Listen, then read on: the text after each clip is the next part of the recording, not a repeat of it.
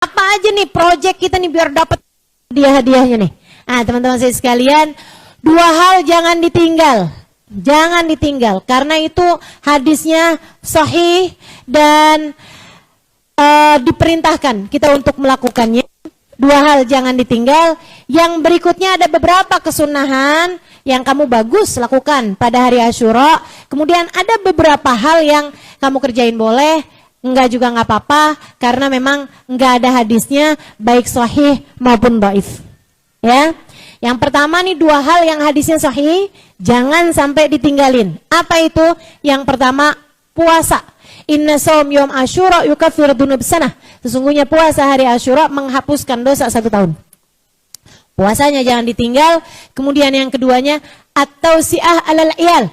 Man wassa iyalahu yauma Asyura wassa Allahu rizqah. Wa fi riwayah tulasana. Siapa yang meluaskan rezeki, meluaskan nafkah bagi keluarganya pada hari Asyura, maka Allah Subhanahu wa taala akan meluaskan rizkinya dalam satu riwayat sepanjang tahun. Jadi para ibu yang biasa ngasih uang jajan sama anak-anaknya, tambahin.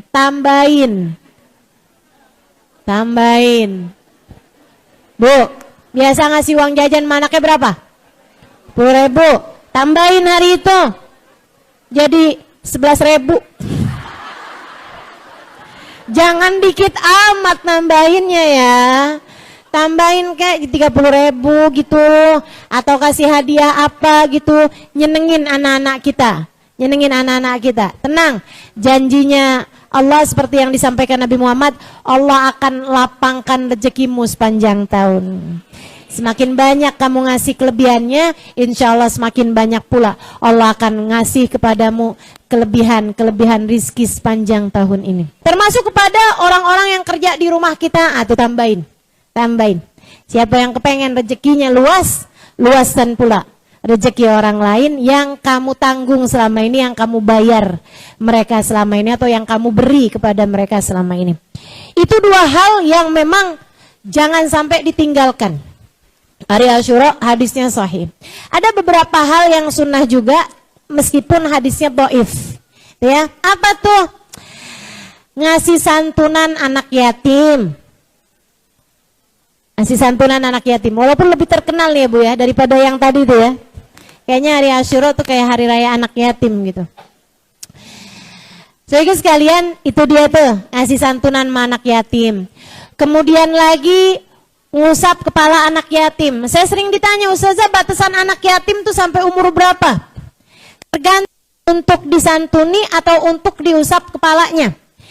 Kalau untuk diusap kepalanya sampai dengan balik. Kalau udah balik jangan usap-usap kepalanya. Kamu anak yatim apa bukan? Kamu yatim ya? Saya sih yatim sih, tapi umur saya udah 25 tahun. Sini saya usap. Nggak ada ceritanya Bu, itu mah berondong namanya. Masya Allah. Teman-teman sekalian saya muliakan, jangan juga ibu-ibu nih bilang sama suaminya, Bang, daripada ngusap kepalanya anak-anak lain Bang, aneh juga yatim. Jadi kalau buat urusan diusap kepalanya, nah itu sampai dengan balik. Begitu balik udah nggak sunnah lagi buat ngusap kepalanya anak yatim, kecuali jika itu adalah anak yatimmu sendiri. Ya, anakmu sendiri yatim, nah silakan dah kamu usap kepalanya biar sampai tua juga nggak apa-apa. Kemudian kalau untuk urusan disantunin, dengerin biar jelas. Kalau untuk urusan disantunin, kamu kasih duit gitu kan, kamu kasih sedekah, itu dengan syarat mereka anak-anak yang susah, anak-anak yang miskin. Kalau buat diusap kepalanya tuh nggak harus anak-anak susah. Maksudnya walaupun dia berkecukupan, kalau hari Asyura sunnah kamu usap kepalanya gitu. Kalau untuk diusap kepalanya ya. Tapi kalau misalnya untuk disantunin, kamu kasih duit gitu kan, itu harus anak-anak yatim yang susah, maksudnya yang memang miskin, ya Bu ya. Nah ini disantuninnya kalau laki-laki sampai dengan mereka bisa bekerja, kalau anak perempuan sampai dengan mereka menikah. Jadi walaupun 18 tahun, 17 tahun, kalau dia yatim dan miskin, kamu sunnah untuk menyantuni mereka, termasuk ketika hari Asyura ini. Jangan misalnya pas lagi mau santunan anak yatim, dilihatin, ini udah gede nih, kamu udah balik. Udah sih, ya udah sana.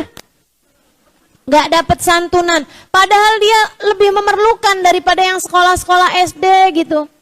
Buat beli buku, buat beli alat tulis gitu kan.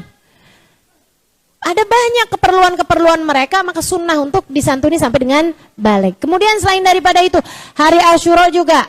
Kalau dengar-dengar tuh, bagus buat ngunjungin orang sakit, bagus buat mendapatkan doa dari orang-orang tua, orang-orang soleh gitu ya. Bagus doa dari guru-guru kita gitu, berkunjung kepada mereka, ketemu sama mereka gitu.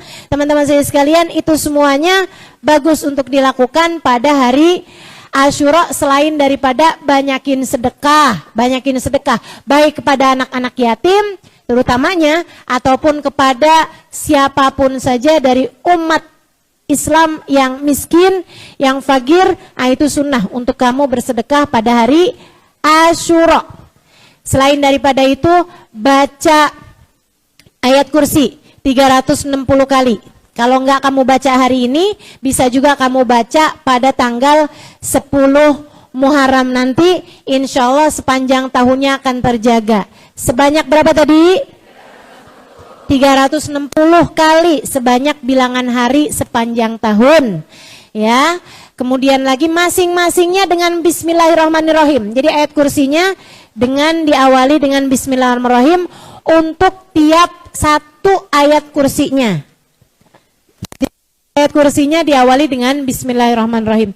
Kemudian teman-teman sekalian, nah ada hal-hal lainnya yang kamu kerjain boleh, enggak juga nggak apa-apa. Kalau teman-teman pernah dengar-dengar gitu ya. Apa itu? Hari Asyura sunnah mandi. Ya emang kita mau mandi ya Bu ya. Enggak hari Asyura juga orang di Indonesia mah mandi biasanya kan. Ya udah hari Asyura ya mandilah gitu. Kalau ibu-ibu pernah dengar hari Asyura sunnah potong kuku, gitu kan? Ibu tinggal lihat-lihat aja, kalau emang kuku ibu panjang-panjang ya potong aja gitu kan. Hari Asyura ya Bu ya. Nah kebetulannya hari ini nih, tahun ini Asyuranya jatuh pada hari Jumat. Jadinya kan emang sunnah juga potong kuku hari Jumat. Tapi kalau hari Asyuranya nempatin hari Selasa, nggak bagus Bu potong kuku hari Asyura hari Selasa gitu. Nah itu jadi ya dikerjain boleh, enggak juga nggak apa-apa gitu kan. Untuk urusan potong kuku karena ketepatan hari Jumat ya silahkan aja. Bagus memang potong kuku pada hari.